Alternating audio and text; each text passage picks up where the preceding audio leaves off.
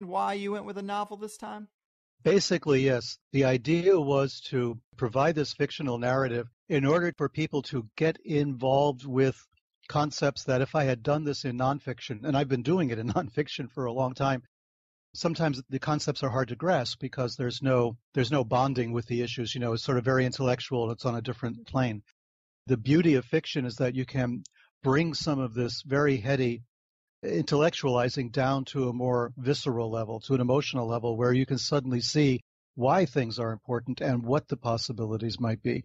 I think that was the whole idea behind science fiction in its infancy anyway, was to take some of these hard to grasp scientific ideas about space and time travel and space travel and all of that, and try to make it more real, try to put human beings in the middle of what until then was, scientific speculation, but to put us in the middle there to say, okay, if this is true, this is how our lives will be affected. And I think that with the Sinister Forces books that you mentioned and the other books, I've been saying all of this, but I felt that maybe a novel might be a way to introduce some of these ideas in a way that people would more easily identify with and understand and could suddenly see the connections falling into place. Great points, and I totally agree.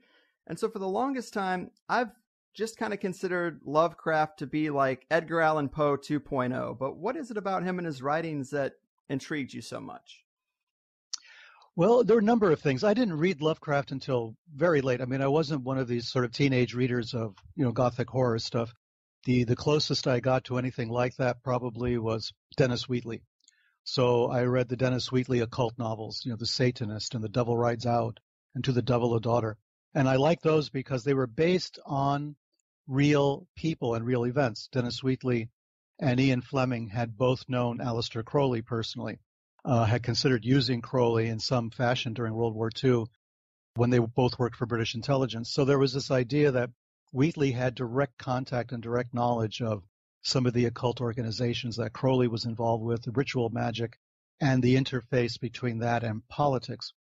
So when I was a teenager, I was reading Wheatley more than anything else for that reason, because I had that connection, and I think that's what I was trying to do in the Lovecraft Code also, this idea that I've seen a lot of this stuff up close and personal, and I've seen these things go on. Let me try to put this in a narrative that people could relate to. So I bypassed Lovecraft for years.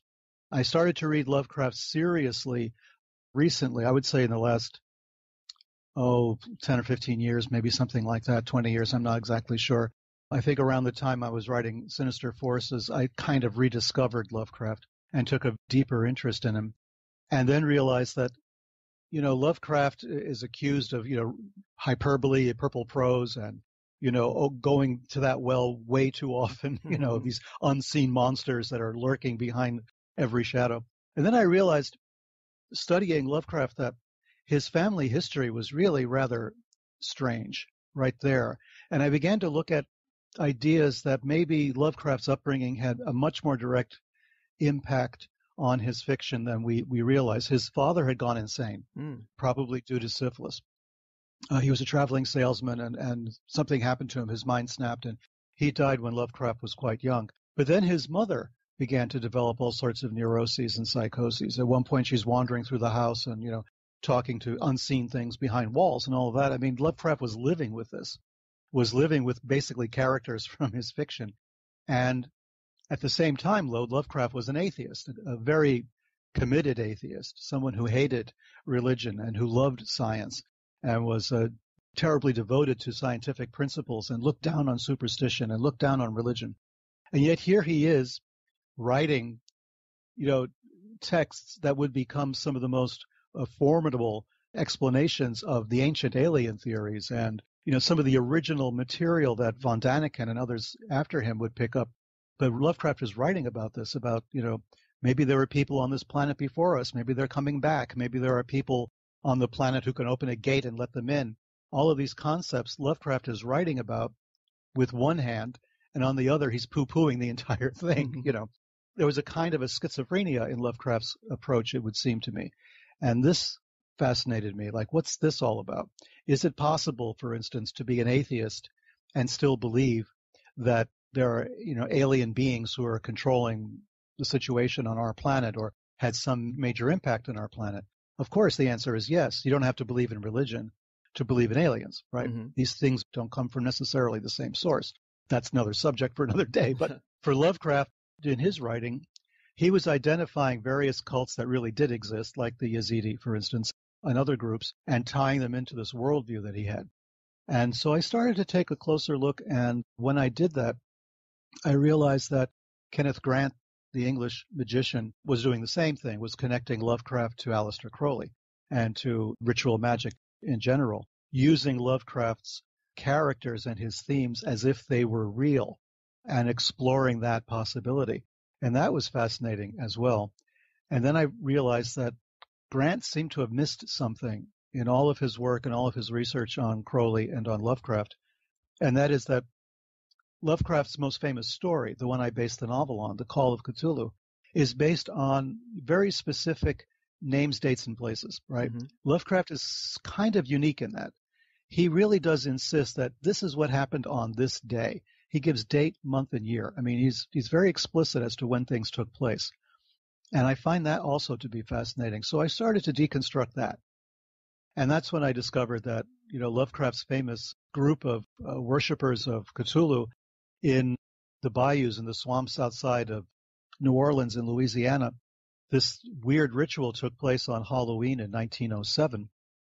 And that date signified something to me. I mean, it jogged my memory, and I started going back over other material, and I realized that Aleister Crowley wrote his famous holy books on exactly that day, on October 30th, 31st, and November 1st, 1907. At the same time that cult was operating in New Orleans, in Lovecraft's fantasy, one that he wrote 10 years after that, no more, almost 20 years later, Lovecraft is writing about this scene, and Crowley actually was living it. And in the holy books that Crowley was writing, he uses a lot of the same imagery that Lovecraft would later use in The Call of Cthulhu. And I would look at the two paragraphs like side by side, what they were writing, and it was stunning that Lovecraft was essentially channeling something that had happened to Crowley 20 years previously. And of course, I wrote The Dark Lord, a nonfiction book based on comparing Lovecraft and Crowley and Grant and some of the other material. So I realized Lovecraft was sort of telling us in The Call of Cthulhu, as you mentioned in the opening, that sensitive people, artists, writers, musicians, may actually be seeing things that are taking place before the rest of us do. Mm-hmm. They may be sensitive to weird phenomenon that's underneath the surface, the sinister forces that I wrote about. And Lovecraft, being an artist himself, as much as he wanted to be a scientist and an atheist, Lovecraft was a writer, was an author, was an imaginative, creative person. He was one of those very people he was writing about. And I believe that in The Call of Cthulhu and the Dunwich Horror and some of the other stories, he's actually prefiguring what's going to happen later. He's seeing something that's taking place. He's sensitive to it, whether he wants to admit it or not. Mm-hmm. I think that's an amazing perspective, and it does add some excitement to his stories. And I do like his stories, but I have to say I do know some diehard Lovecraft fans that rolled their eyes at me when they heard it was going to be a topic on my weird stoner conspiracy show. They just don't see the connection. But is there anything more that can be said to help make that case for some of those skeptics that there was some unconscious reporting or something real? There's these connections with Crowley, but is there anything else that might help nudge people or move the needle in the direction of taking it seriously, that there is something more to them than just good stories? Well, as I mentioned briefly, it was Lovecraft who really set the stage for so much that was going to follow. If it hadn't been for Lovecraft and his stories about Cthulhu and about all the other characters in the so-called mythos, if it wasn't for that, we wouldn't have had The Morning of the Magicians by Pauwels and Bergier in 1960. We wouldn't have had Eric von Daniken in 68, or, the Ancient Alien stories on the History Channel and, all of that stuff going on. Giorgio Tsoukalos and, all of his guys. I mean, all of this would not have been. I mean, Lovecraft saw it and wrote about it and essentially kind of warned us about it. And he did it in fiction. He didn't do it in nonfiction. His nonfiction is kind of predictable, and, he has a lot of correspondence with a lot of people. He's sort of, arrogant in some cases. He's definitely pretty racist for most of his life. And he had all of these other issues going on. But with all of that, I think because of that hothouse atmosphere in which he was raised, he was able to basically become a medium for these ideas. Lovecraft, if you only view him as a writer of pop fiction, of Gothic horror, as they say it, or pseudo-Gothic horror. I mean, some people argue with me over the Gothic horror label. But if they look at Lovecraft only as this guy who wrote for Weird Tales and a writer who's been sort of dismissed in this country as below par and subpar, just a kind of hack author, you're not going to see what's really taking place. Joyce Carol Oates, of all people, wrote, and edited a collection of Lovecraft stories. I mean, Joyce Carol Oates is not a lightweight, in terms of academic literature and the modern, literati of New York. She actually saw the value in Lovecraft and decided that she would, author, and edit a collection of his work. In Europe, Lovecraft is praised, but then so is Jerry Lewis and, David Hasselhoff. So, I don't know what we can say about Europe, but they do. They have this reverence for Lovecraft because they think that Lovecraft gave voice to these cosmic sort of fears and uncertainties that we have. Maybe he did it inexpertly, according to, strict literary standards, but he did it. He did it when no one else was doing it. Everybody else was writing, sort of predictable science fiction monster stories. Lovecraft went a step further. He was trying to tie his vision into something more real, a very real sense that a scientist or an astronomer might have of looking at the world and realizing it's not as stable as we think it is. It's not as predictable or as manageable. It's not subject to our control. The universe does not love us. The universe is out to get us if we let it. And that was Lovecraft's approach. Now, there's a lot of people who would argue with that. It's all cool, man. It's all good. Don't worry about it. Lovecraft was not one of those. Lovecraft was saying, look out. There's something dark out there. There is a hidden threat in the world, in the universe, and we have to confront this thing head on. And he associated it with ritual magic. He associated it with, performing rites in the jungles or in the forests, to ancient pagan deities. To Lovecraft, society and civilization was the bulwark against all of this stuff. But at its heart, there was a dark streak, and religion was part of that dark streak. Religion was a way in which this darkness would get into us, would start to infest everything, because religion at its heart grew out of pagan concepts. And this is what I think bothered Lovecraft very much and made him very sensitive. Mm-hmm. So, yeah, I could see where people would say, Lovecraft, are you kidding? What is that all about? But, when I started writing the novel, and I started writing the novel some time ago, it's changed a lot in the last few years because of the political situation, but I began to see what Lovecraft was writing about.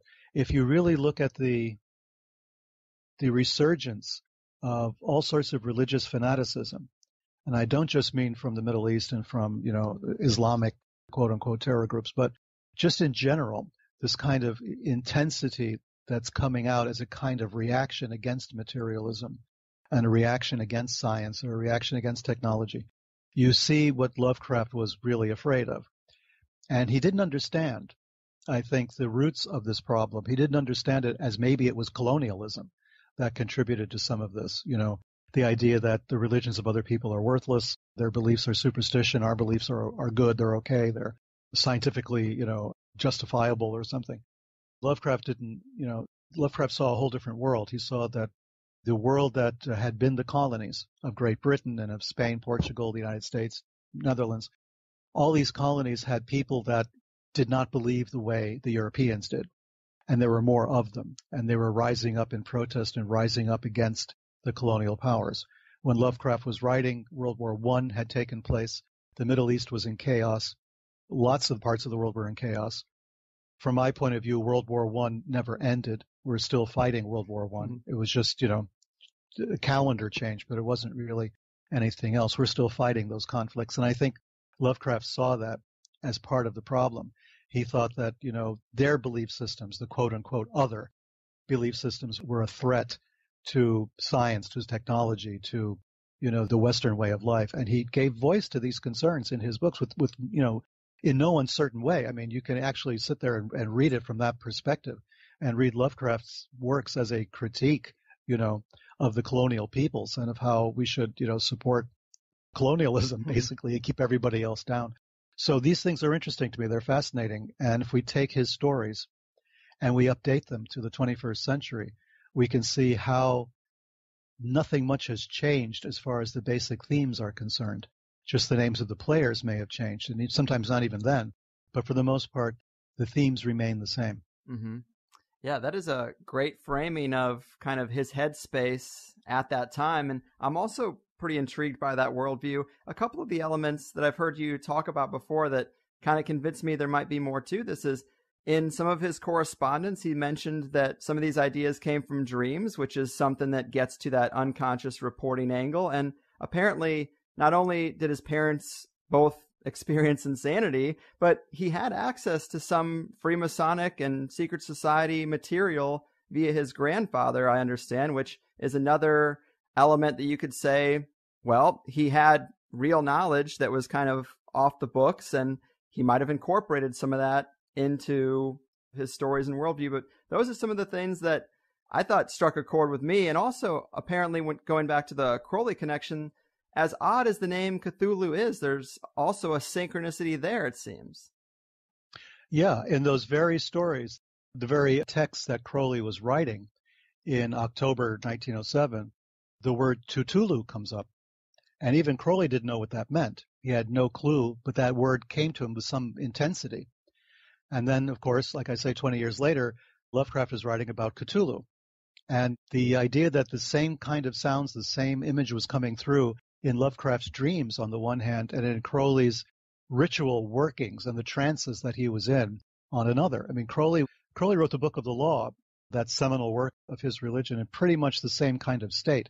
And then that was in 1904. So he's in this mode, Crowley. By 1907, he's now writing profusely all of this other material, and it's all kind of spooky and, Gothic in nature. And then in the midst of all of this, of black obelisks and everything else, very Lovecraftian imagery, comes the word Tutulu. And it's so similar to Cthulhu, you have to sit there and think, well, there's got to be, they're hearing something.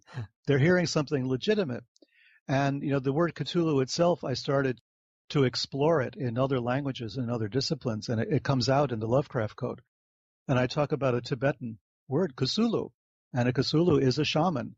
It's a priest, and that is exactly what Cthulhu was supposed to be, the high priest of the old ones, And so in Tibet you have Cthulhu, and he's not only a shaman, he's like an exorcist shaman, and in some cases a shaman who's come back from the dead.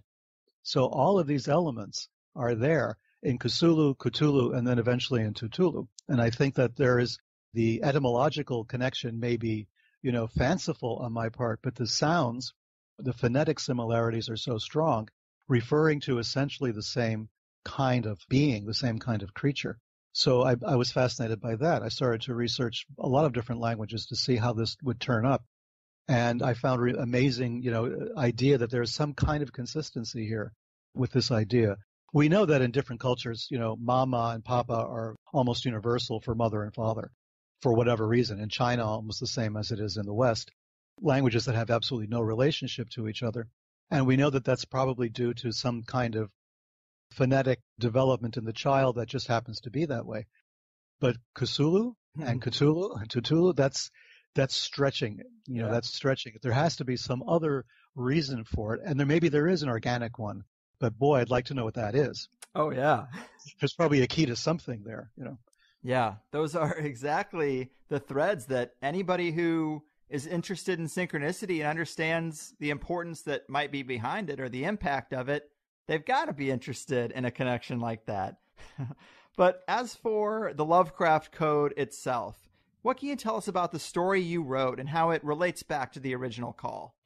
Yeah, what happened was kind of an accident of information, you might say, the kind of thing that happens to me every once in a while. I was reading the Call of Cthulhu because I was working on the Dark Lord material back then, and I noticed something. I had lived in Rhode Island for a number of years, and I knew Providence pretty well, and Central Falls and Pawtucket and that whole area up there. And I started to realize that when Lovecraft is writing about the Angel family, Angel spelled with two L's, I said, well, of course, there's an Angel Street in Providence, it's well known. Lovecraft lived on Angel Street. But then something was at the back of my mind with the word angel, and I thought back, I used to live in Kuala Lumpur in Malaysia, and for a while, in the middle of the night on television in Malaysia, they would show reruns of Cheers, of all things. And Cheers takes place in a bar, and Malaysia is but predominantly a Muslim country, so it was kind of unusual for them to show a show that was based in a bar where alcohol is frowned upon. So, it was weird. I was sort of fascinated. I hadn't seen Cheers since it had originally aired. Now I'm watching it in Kuala Lumpur, and I realized that there's a name that keeps popping up as either a writer or producer or somebody involved with the program, and it's David Angel with 2 L's. And when I'm researching now back in the States, all the Lovecraft stuff and the Dark Lord, and I'm thinking, there's something there. Let me go and take a look. And I started to pull at this thread a little bit.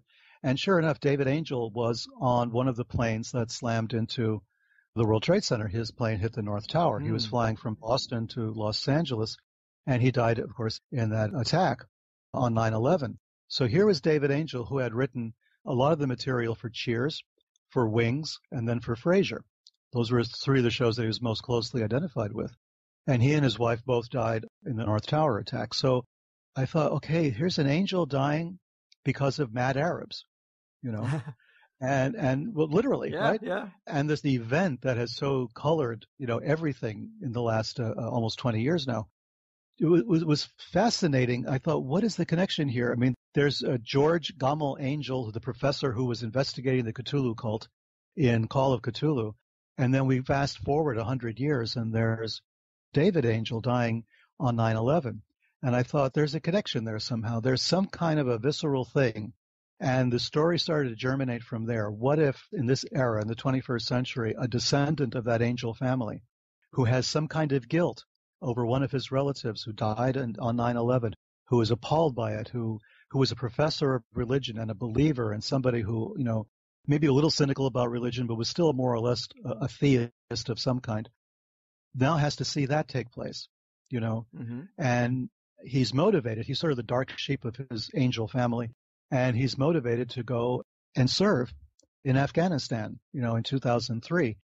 He wanted to go and do something in 2002, 2003. He makes his services available. He speaks Farsi, Arabic, Urdu, Pashto. He has the background in the Central Asian languages, and of course they use him, and he feels he's making a contribution. And then at one point, he witnesses something horrible. They bring him back. He's in Iraq with the invasion of Iraq, and he's in Mosul in the north, and he witnesses a massacre of 23 Yazidis by some Muslims who were really angry that the Yazidis did not allow one of their daughters to marry a Muslim, and she went ahead and married a Muslim man. They stoned her. The video of that went out. The Muslims got angry, and they killed 23 Yazidis. So here is our hero, Gregory Angel, a professor of religion, and he's witnessing this massacre.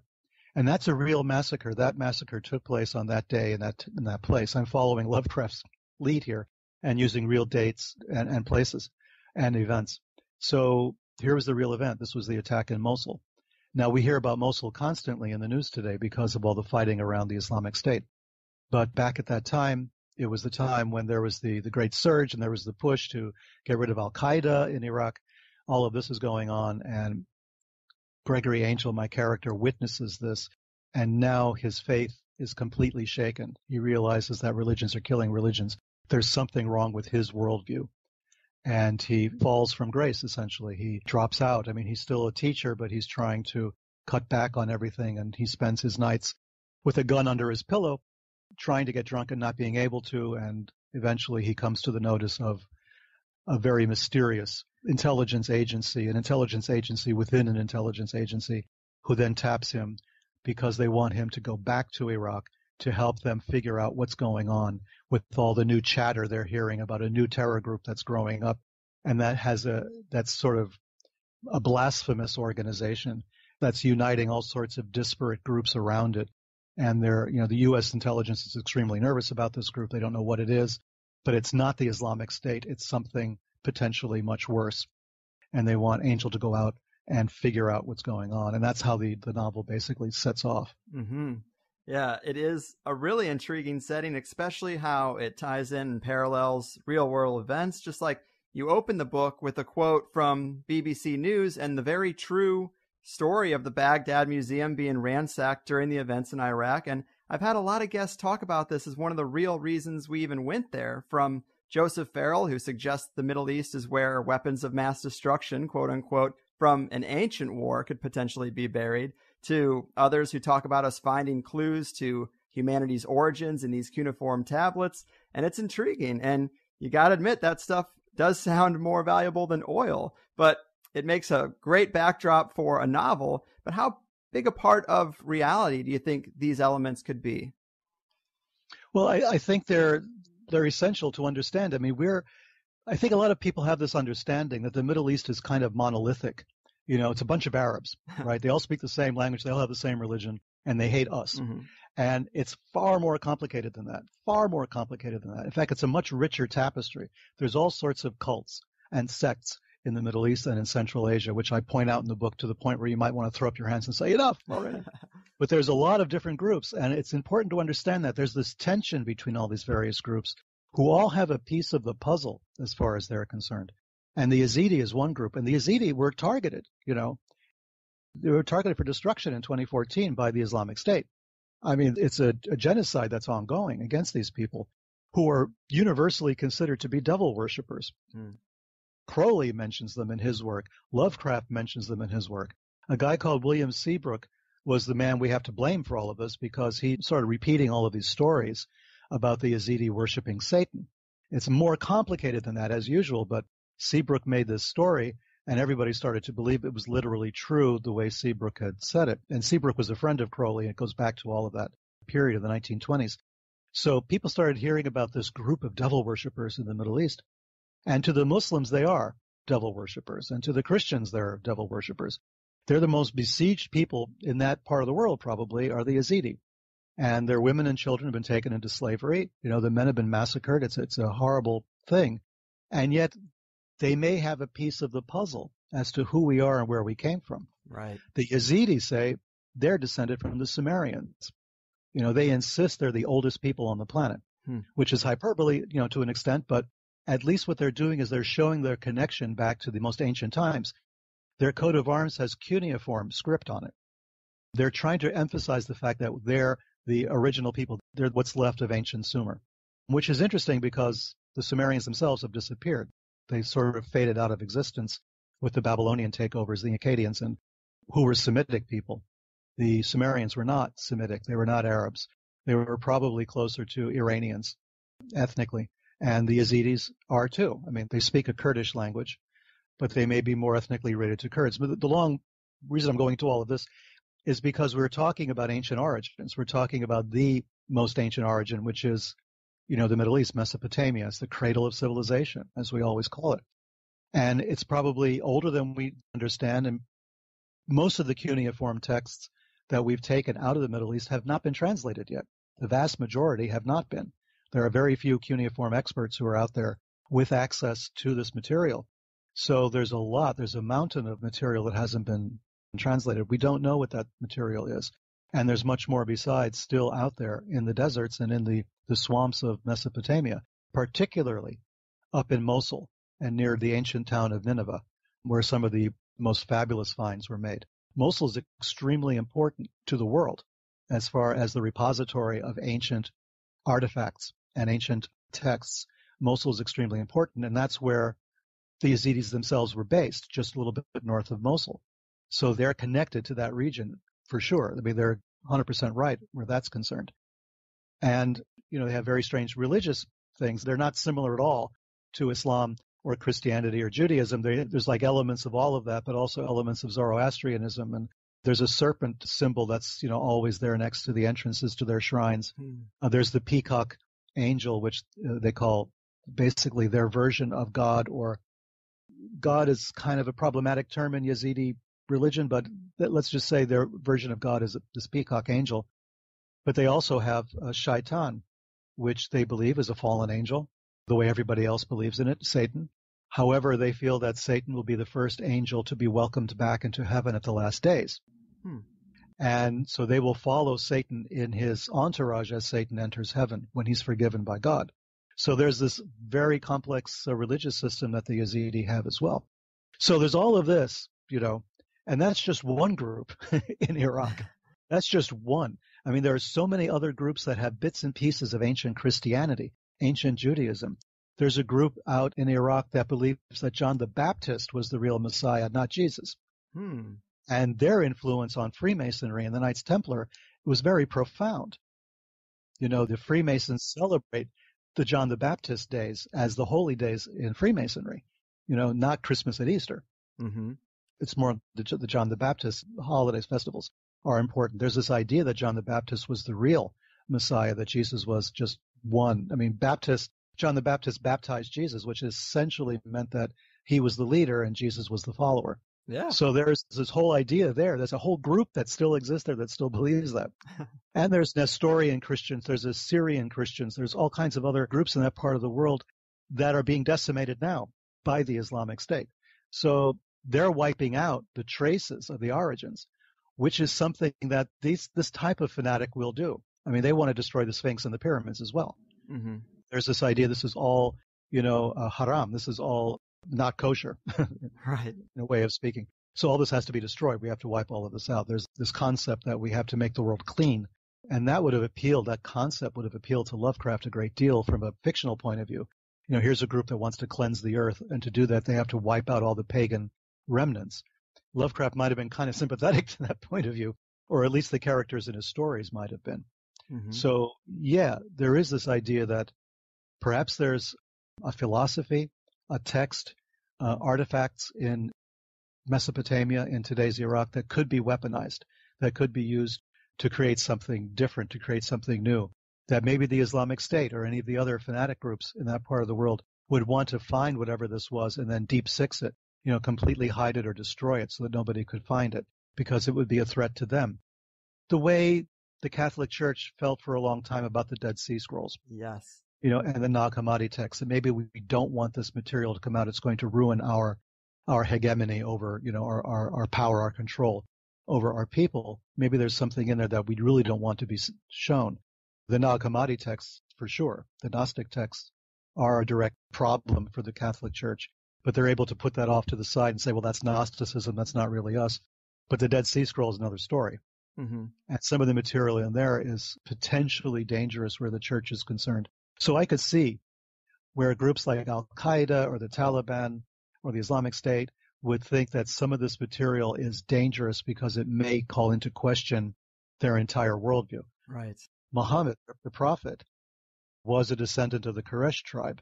He belonged to that very tribe that was in control of the Kaaba in Mecca, the black stone that you have to make a pilgrimage to once in your lifetime if you're a Muslim. His tribe was in charge of that. They were in charge of the idols, the 360 idols that were there until he threw them out. But the Quraysh tribe also came from Kutha in the Middle East, from the city that was supposedly the gateway to the underworld. Right. His people came from there. When Muhammad's forces went into Iraq, went into Mesopotamia, and they went to the ancient city of Kutha, there were hymns and songs written saying that his people were coming back. The Quraysh were coming back to retake what was theirs. So there's this very strong connection between the origins of Islam and Mesopotamia and Kutha and the gate to the underworld. So, yeah, I could see if there was something there in the Baghdad Museum or in the museums up in Mosul or just in private collections in the Middle East that could reinforce these ideas, that would be a serious, dangerous blow to the fanatics of Islam. Man, those are all great points. And you touched on so many questions I had for you, which is great because time is just flying by. But I definitely was curious about those parallels between the campaigns of the Holy Roman Empire against pagans and Gnostics and the parallels to what's going on with the Yazidi today. And you mentioned Kutha, and I thought that was interesting because it also has kind of that phonetic connection to Cthulhu in a way. But it's all really interesting because in the occult world, a major theme seems to be the quest for old grimoires and this idea that we've lost our magical way and that old texts or traditions might unlock greater power or insights than newer ones, or even that we lost the human story itself. So we look back to places like ancient Egypt or finds like the Nag Hammadi Library for insights in both areas. And here we have a group of people living today whose traditions seem to be potentially just what a lot of people might be looking for in a way, and they're being exterminated. Yeah, precisely. One of the interesting things about the Yazidi is that they have two books, and one of them is called the Black Book. And people who have been through that part of the world and who've talked to the Yazidi, they claim they have copies of that book and they publish translations of the book. That's very problematic. I mean, some of the original texts of the Black Book were in the possession of a very famous forger, somebody who was making a lot of money on the side selling antiquities, some of which were real, some of which were not. And so there's a lot of controversy over whether or not the books, the texts that we have, are the genuine Yazidi texts, because the Yazidi are notoriously afraid of outsiders, afraid of foreigners. I mean, they've been very insular for so long. They don't intermarry. You cannot convert to Yazidism. You cannot become a Yazidi through conversion. That's not allowed. That's not permitted, which means that basically Yazidi have to marry Yazidi and, raise Yazidi children. And so whatever secrets there are to stay within that very tight-knit community. So by exterminating these people, we are losing, if forget even the humanitarian aspect of it, which is extreme, we're also losing contact. We're losing contact with that tradition. We need to know what they know, or as much as they're willing to tell us. And why should they now tell us if we're sitting back idly by while they're being exterminated, right? Right. So, we have to make up our minds at some point what is valuable, what we should defend, and what is worth defending. I'm glad that we did. We got involved in the fight against the Islamic State because of the Yazidi. People don't really remember this, but when their mountain was being besieged, when all the Yazidi were on top of Mount Sinjar, which is their sacred mountain, and the Islamic State forces were massing against them to destroy them, that was finally the point at which the United States said, okay, we're going to send in, air support and all the rest of it to start fighting the Islamic State because of the Yazidi, which I found when it happened stunning, because until that time, there was no mainstream, recognition of the Yazidi. You didn't hear that word mentioned anywhere. That was something you found in Crowley, or you found in occult literature, or you found in the sort of New Age stuff, that was going up around, Islamic mysticism or Middle Eastern mysticism and that sort of thing. It was a very rare term. And suddenly it's being used by the State Department, as the reason why we have to go in against the Islamic State. So I found that to be fascinating. Here was the Yazidi that Lovecraft was writing about, this hideous devil-worshipping cult. And now we're sending air support to try to defend them. And so the whole thing became, I didn't know what world I was living in. Suddenly everything, what you thought was fantasy and, something arcane and something mysterious suddenly was becoming mainstream. Something that we were actually going to send troops to defend, people that everybody had been trying to kill for the last 2,000 years, roughly. People that had been hated and despised by Saddam Hussein, by some of the more fanatic Islamic sects, by some of the Christians and some of the other groups out there. They held them in terrible suspicion, these people. And now suddenly we're out doing whatever we can, hopefully, to save them or to save as many as we can. So it's an interesting reversal of what happened, of what Lovecraft was writing about in the 1920s and what actually is taking place 100 years later. But yeah, this idea that we're in Iraq for the oil, I think that ship sailed a long time ago. I think the oil is no longer as much of an issue anymore as it used to be in the first place for the United States. But also I think that the oil is a sideshow at the moment. At least the oil in Iraq is a sideshow. A lot of the oil fields have been destroyed. Some of them are back online, but the Islamic State's trying to sell the oil, to raise money for itself, like they were selling the artifacts also from the museums. All of this stuff is very messy and very complicated. But I think the real issue for us in that part of the world is this is where we all trace our origins, our origins as a civilization, not as Homo sapiens, but our origins as a civilized people. We trace it back to that part of the world. That's where it started, even before Egypt. So we know that this area contains something that's extremely valuable to us and extremely necessary. And the people who've lived there for thousands of years are the people who know better than we do what it is that's so valuable there. They may not even know that they know, but they do know. They have access. They know where the shrines are. They know where the underground stuff is. They know where the texts are. They know what the stories that have been passed down generation by generation are. They know this better than we do. And we're allowing them to be slaughtered. And that is really terrible for us in general, for the human race, in general. We need to know what that's all about. We need to know what they know. Amen. And this is kind of a sidetrack or a tangent, but when it comes to esoteric or magical themes that I get to talk to about with guests, it's often very much in regards to either secret societies, Aleister Crowley, or Egypt. But I'm starting to feel like voodoo or the Afro-Caribbean traditions should get a little more attention, and they do in Lovecraft's work, but can you give us any insight into the magic of those traditions or how they might be different from others that we're more familiar with? Sure. I mean, there's Crowley's weakness in all of this. His own book of the law said, you're supposed to teach the Obeah and the Wanga, right? There are references to Afro-Caribbean religion, and Crowley just never went there. So Kenneth Grant picked up the mantle there a little bit. And of course, Michel Berthiaud, based in Chicago, was very much involved in voodoo and trying to relate Afro-Caribbean religion to Thelema and to, modern esotericism and all of that. And it's another fascinating aspect of research because we are trained to think of religions in terms of scriptures and in terms of texts. It took us a long time in the West to realize that not all texts are written down. You can have an oral text as well. And because they're not written down, we ignored them. It was like this blind spot that we had. But for instance, in Yoruba religion, you have Ifa, and you have what's known as the Table of Ifa, which is their divination system. And it's extremely complex. It's much more complex than the I Ching. It's 4 times more complex than the I Ching, and not a word was ever written down by the Yoruba diviners. It was all memorized.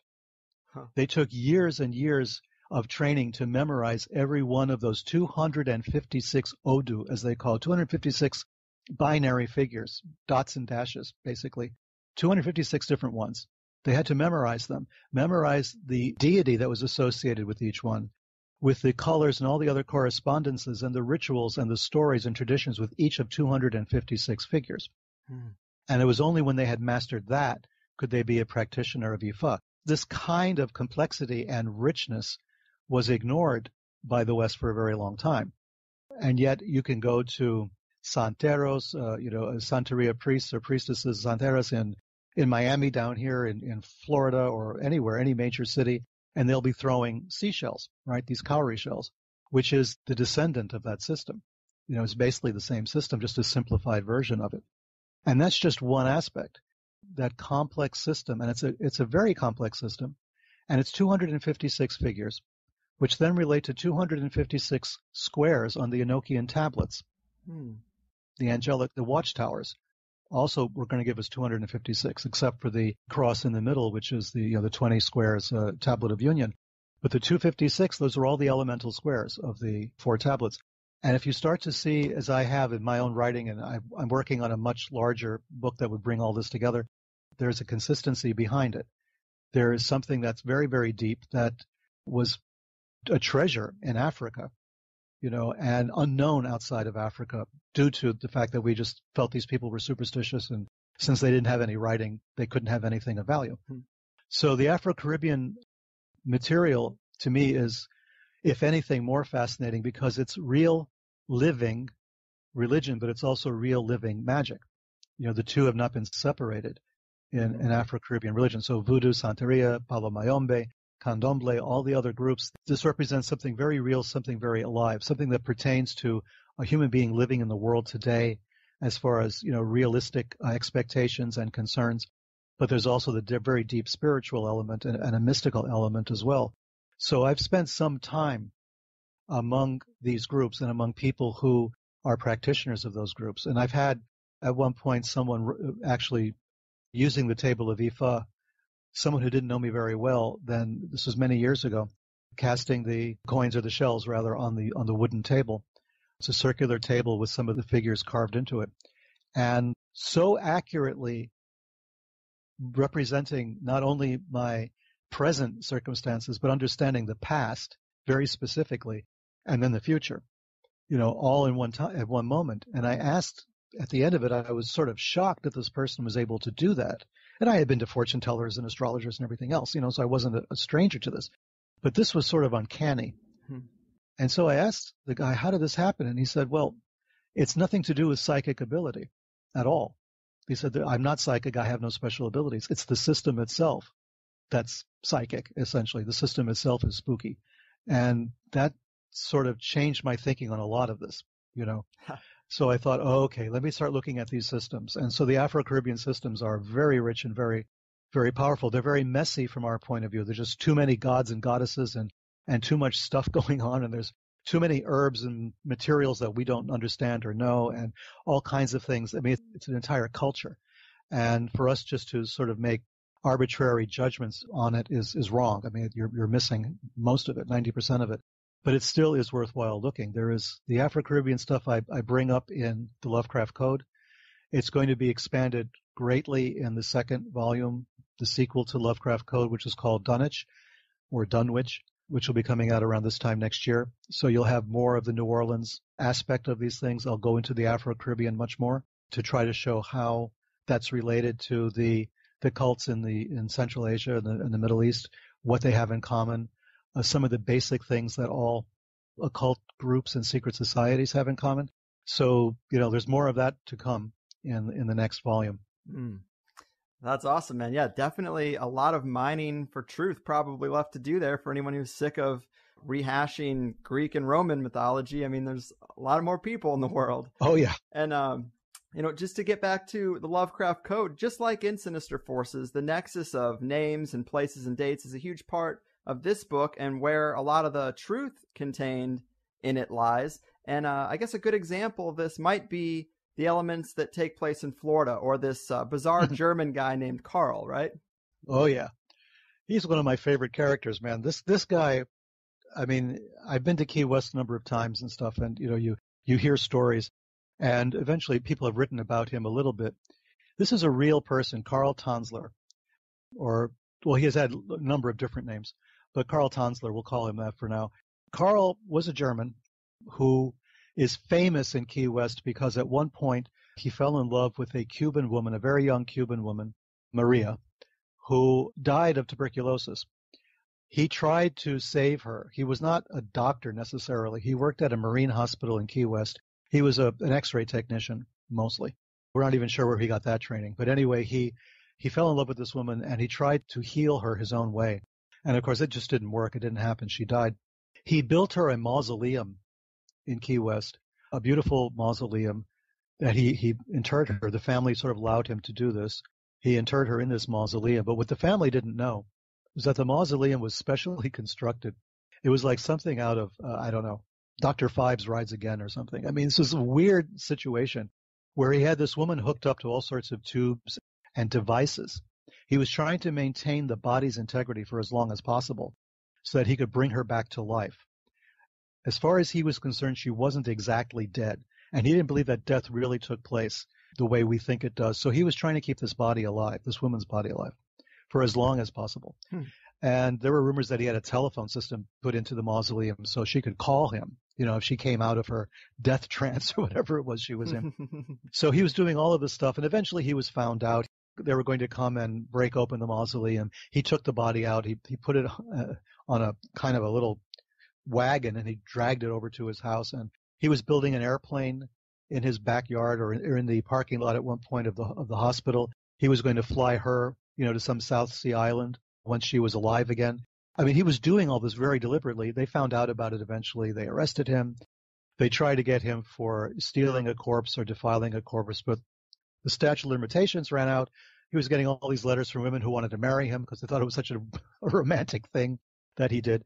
And eventually he died sort of in obscurity. He went back. He actually had a family up in Zephyr Hills, Florida. So he eventually left Key West and went up there. So that would have been the end of it, except, knowing me, I had to pull at a few more threads.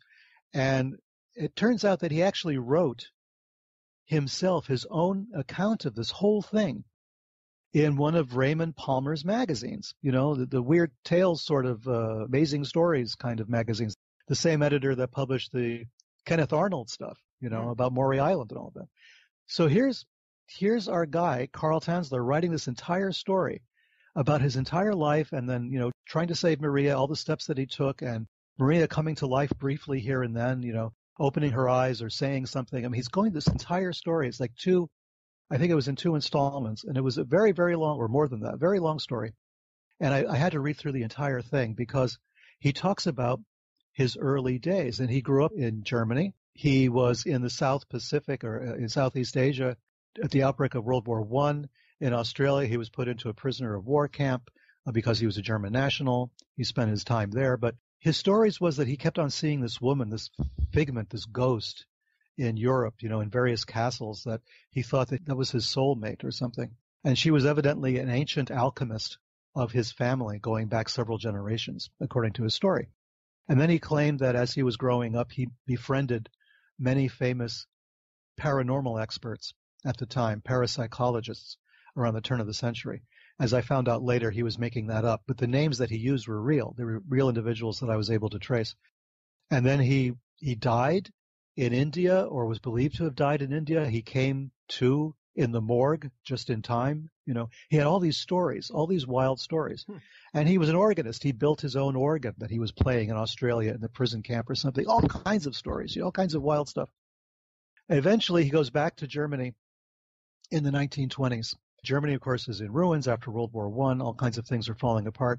He's there during the rise of the Nazi Party. Now, that much we know is true, or we believe it's true anyway, from his own account. He takes off from Germany and goes to Cuba just for a couple of days because he's really on his way to Key West, to Florida. He has family now in Florida, so he makes his way to Florida, stays in Key West, gets a job as an X-ray technician at the Marine Hospital, the U.S. Marine Hospital in Key West. And from there, the rest is history. So as I'm looking at the dates and places, I realize that he's in Key West at the same time that Lovecraft visits Key West. Boom. So Lovecraft goes down to Key West, and he wants to get a boat to Cuba. He doesn't have enough money to get the boat to Cuba, so he stays in Key West for a couple of days. I have absolutely no evidence at all that Lovecraft and Carl Tanzler ever met. But Key West was a small town in those days, Yeah. And he was an eccentric. They were both eccentric characters. Hemingway was actually in town the same time. Hemingway was buying his famous house there, which is still there in Key West. There was a lot of, odd people. It was an artistic kind of group that was living down there, starting to develop a kind of a bohemian sort of community. And Lovecraft was down there, and Carl was down there. And Lovecraft had written this series of stories called Herbert West Reanimator, about a guy who's trying to reanimate a corpse. And here's Carl trying to reanimate a corpse. So I put the two together and I said, wouldn't it be interesting if Carl and Lovecraft met? Two eccentrics, two sort of people who are outcasts, they're outsiders in their own worlds, and both with pretensions to science. What if they actually met? What would they have talked about? What would they have discussed? And even more than that, based on Carl Tanzler's background, based on the things that he did, based on the fact that he was imprisoned in a prisoner of war camp, a lot of things that looked a little suspicious to me, I started to ask the question, what if Carl Tanzler was an agent of the German government?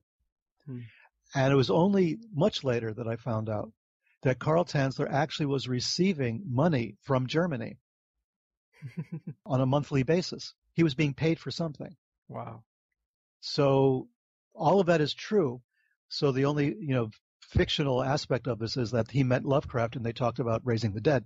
But everything else I thought was true. So I had Carl Tanzler as the guy who was the one who killed Professor George Angel on the docks at Newport, the docks in Providence from the Newport Ferry, which is in the Call of Cthulhu. So I put all of that together, and I bring him together with George Sylvester Viereck, who was the German who was basically in charge of agents in the United States at that time for the German government, who was also a friend of Aleister Crowley. I mean, all of these people knew each other. It's fascinating, and they were all somehow involved with each other.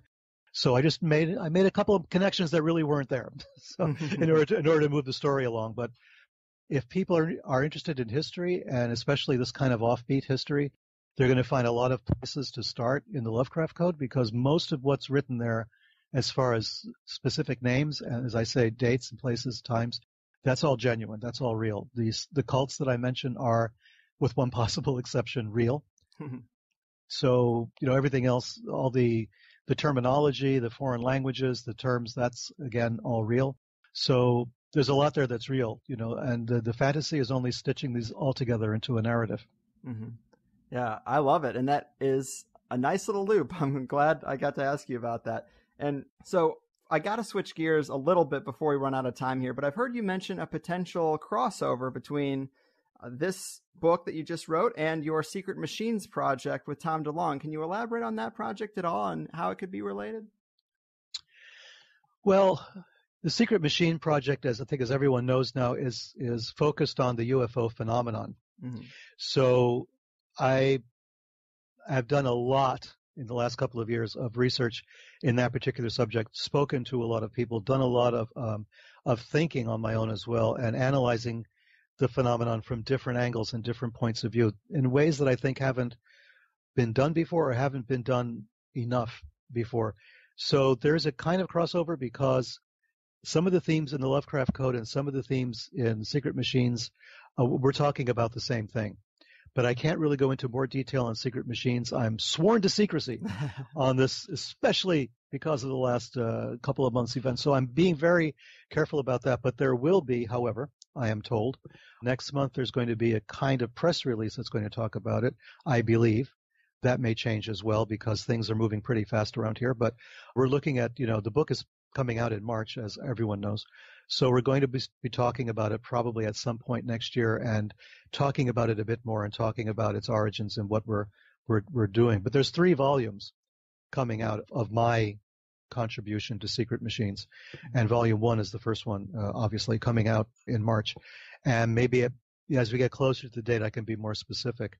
But Lovecraft Code, let's look at it this way, is a fictional narrative, obviously, but it's based a great deal on facts and things that actually happened. But Secret Machines is going to be based entirely on fact, entirely nonfiction. Mm-hmm.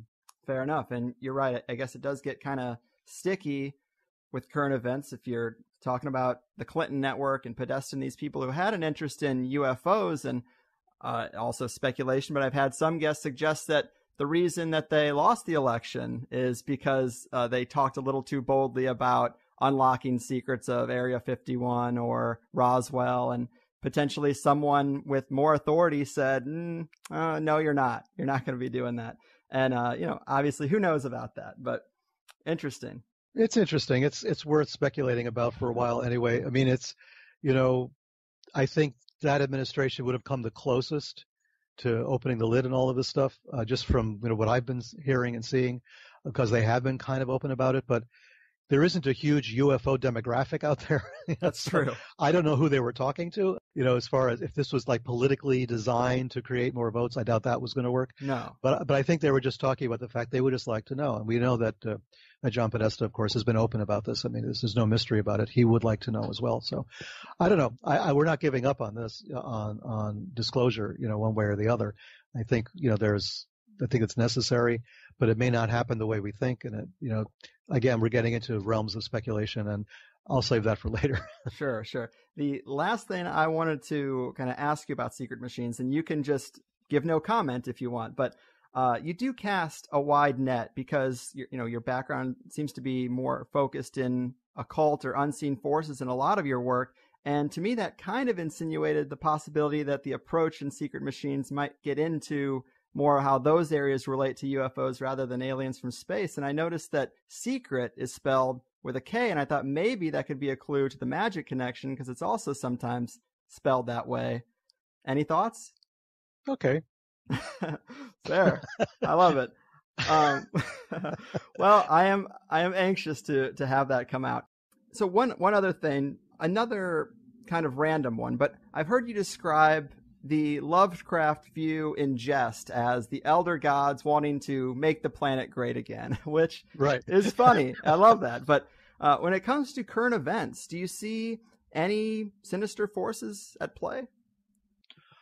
Oh, I mean, too much to enumerate, probably. I mean, I feel like I'm living in one of my books now, It's crazy. And not necessarily sinister forces, maybe one of the other ones. So I feel that I'm it's in one way it's fascinating because you're actually in the midst of an historical period that could turn out to be a disaster, but you're in the midst of it. I mean, you're seeing it all around you. You don't know exactly what's going to fall out from all of this, but at the same time, I see the strains that I've been writing about for the last 20, 30 years, sort of moving into place. I mean, things I've been researching since Watergate, suddenly manifesting in different ways. In certain ways, I see this, a bubbling cauldron of all of this. It's like we're now going to start talking about all of it. It's like everything is okay to talk about now. Every conspiracy theory you can think of is fair game. Let's get it all out. Let's talk about everything. Whereas before this was not mainstream. This kind of pursuit, especially mine. I mean, I was writing probably to a very small audience, but I was trying to verify everything and footnote everything and source everything meticulously and to build up to this kind of ongoing revelation. And now I see people just sort of vomiting it all over the place. It's weird. It's like living in a copy of Sinister Forces and not knowing how it's going to turn out, because I'm desperately flipping pages here to see what the end is. I mean, it's like that. There's so much that I wrote about from a sort of a distant, sort of academic kind of objective point of view, suddenly is all around me. I'm wading through it now and trying to figure out what am I supposed to make of all of this right now. So yeah, it's fascinating. It's a fascinating, if nothing else, it's fascinating. Yeah, cheers to that. And to relate current events back to this fish or amphibious god archetype, have you looked into this idea that the frog-headed Egyptian deity Kek influenced the election through the Pepe the Frog meme? I mean, it's weird, but it's got a very Levenda-ish thread of synchronicities that really make you think twice. Yeah, I kind of looked at it. I mean, obviously people were mentioning it to me and trying to make me weigh in on it one way or the other. Of course. And I'm looking and thinking, what the hell am I supposed to make out of this? So again, it's one of those things like the Khazars. I'm kind of pulling back until I get more information, but it is bizarre. I mean, it's totally bizarre. Where did it come from? Was that one of the 4chan things originally? I don't know. Yes. Was it? Okay, there you go. Well, all right. Yeah. Well, just the things in a nutshell that I think are interesting is that, of course, they say Kek is an Egyptian personification of primordial chaos. Trump would be the chaos candidate. 4chan is a chaos environment. And of all the little synchronicities, also both candidates mentioned it. Of all the things going on in the election, to have this little stupid frog meme reach the heights of Hillary commenting on it and Trump retweeting it, I mean, if you're going to talk about influence, it made it to the top on both sides. Oh, yeah. One last little synchronicity. Apparently, it seems to be the earliest one. Back in the 90s, there was a PC game, Trump's Real Estate Tycoon, where the player goes up against Trump in a Monopoly-style game of real estate trying to bankrupt the Trump empire. And at the beginning of the game, you get to choose between just a few fake corporations to go up against Trump, and one of those corporations is Pepe, and its symbol is a winding road. And I don't know, but it's interesting, man. Oh, it is for sure. I mean, but I think everybody's taken that and they're running with it, so they probably don't need a lot of input from me on this. I think they're doing a good job on their own, so I'm going to stay off the radar on that one for a while until I can get a better feel for it. Fair. And that's kind of the nature of these synchronicities, is they're so open to interpretation, and skeptics can look at all of it and say, this is all bullshit. Yeah. But when you stack them up, it gets harder and harder. Yep. Yeah. Man. All right. Well, I could bounce weird questions off you all day, but that does pretty much get us to the finish line here. I really appreciate it. You are one of the great minds of our time. Before I cut you loose, would you like to give the people any added information about the book, your other projects, or how people can further scratch the Levenda itch? That sounds obscene. Well, of course, all my books are obviously available on Amazon and Barnes & Noble sites and things like that. And I have peterlevenda.com. I've been posting recently on there